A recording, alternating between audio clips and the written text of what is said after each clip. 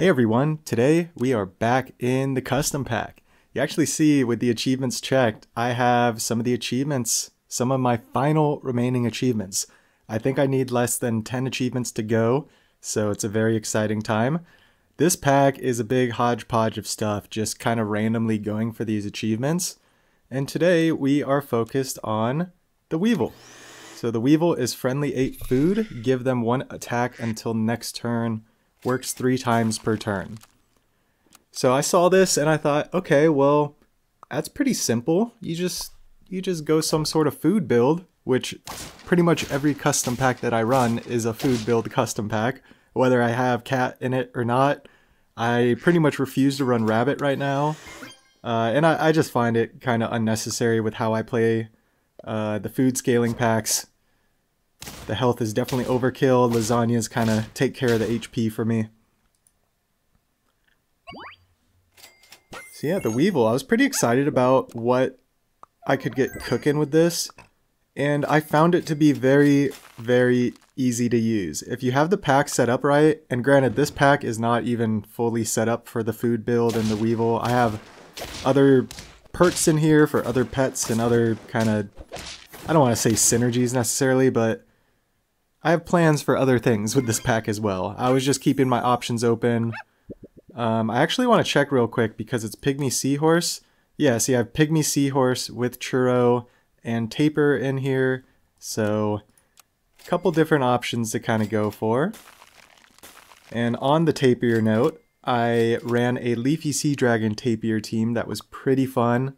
Leafy Sea Dragon would trigger, remove itself, Tapir would activate, and fill in that empty gap in the team. So it worked out very well, and I kind of ruined one of my runs because I wasn't paying attention to the scaling, and the Tapir got more attack than the Leafy Sea Dragon. It triggered first. My whole run got ruined. It's a very simple fix. Just put a Churro on the Leafy Sea Dragon so it activates first. Same concept there. Side note, over. Let's hop back into the run. I just saw the beta fish out of the spider, and I've said it many times, but the spider is just so good when you have good tier 3s like Anteater and Spider, that Anteater and beta fish and Hoopoe Bird and, you know, those kind of pets. I think Spider, one of the best, if not the best tier 2 in the game. And what in the world is going on?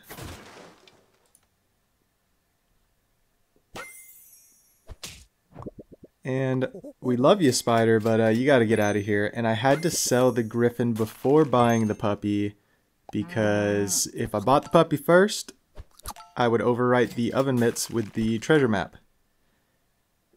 And if you saw it, you saw it. If you didn't, look at the stats now. We got a cow, and the cow that gives you 2 milk will give us 2 of our 3 Weevil triggers per turn. So it just works out perfect. And I love pets like this that you can easily slot into the food build meta.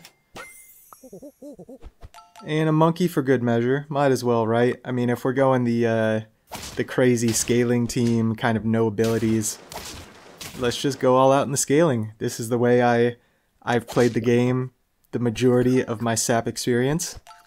And look at that, the level 2... what is it called? The level 2 oven mitts broke, gave us 2 lasagnas. There's our 3rd trigger there. So we got all 3 triggers. It's just popping off right now. Got the alpaca, so we're able to level the cow and start getting better milks, work our way to best milks.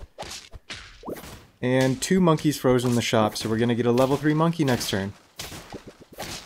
Everything lines up perfectly sometimes, and yeah, it's great. And there is the cat. And I decided to just take the pair because I want to get the alpaca level up on the cat. So we're instantly going to get a level 2 cat next turn.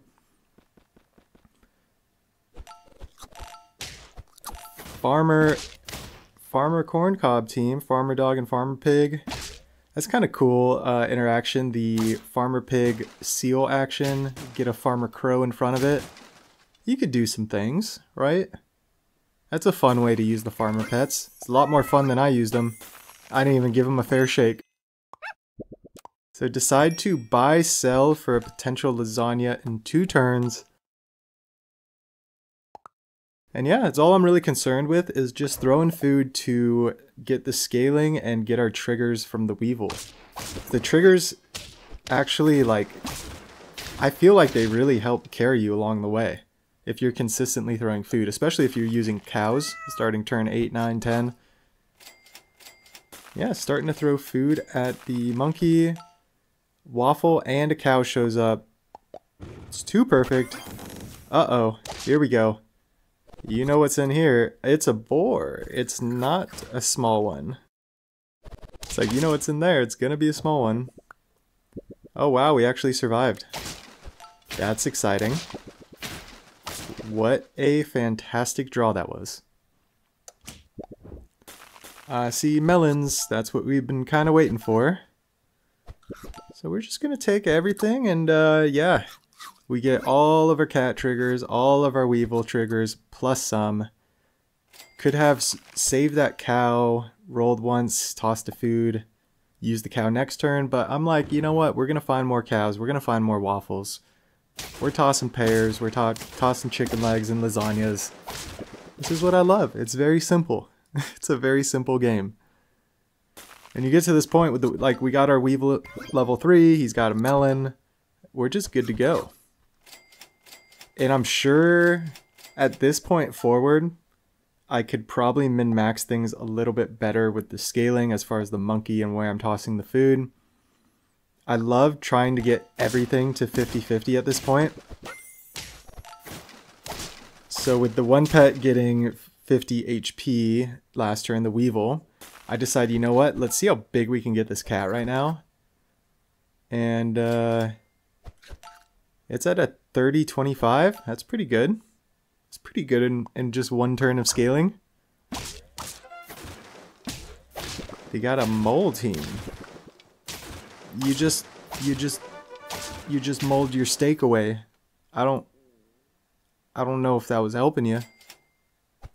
You should probably just keep that steak, move it in front of the mole. It's probably a misplay. I do that all the time where you go into battle and then you're like, oh, I didn't expect that to happen. Whoops. And then you're like, I need to switch my order. What are we up to here, Terry Crews? What are we doing? We're doing flying fish shenanigans? What's going on here? If you're doing flying fish, shouldn't your saber tooth be in front so you get fatty mammoth stats? Because now you just get little mammoth stats. I'll take dub. Alright, trying to min-max the stats. Could have probably done better to get everything 50-50. Oh yeah, and the Weevil stats are obviously temporary. And that was kind of confusing me at the end tossing the foods. I was like, wait, what has temporary stats, what doesn't? You pay attention to the little line under the stats. It tells you if it has temporary stats. It won't tell you how many, but you see these little lines under the attack there? Oh, that was pretty cool. Never really noticed that until this run. I'd heard somebody mention it, like I'd read a comment about it one time, and I was like, oh, that's interesting. And we are so close to 50-50. We face double Eagle Owl.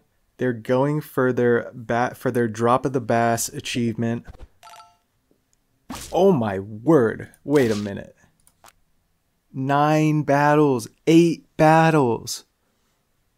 Look at this. This is an 11-7 Eagle Owl.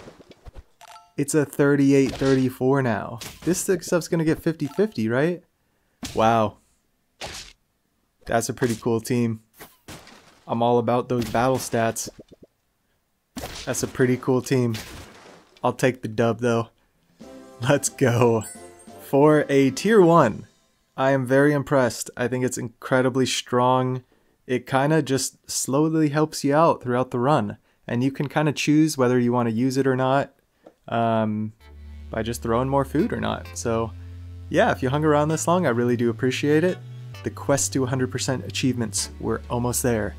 Feel free to like, comment, subscribe. As always, have a fantastic day. We'll catch you in the next one.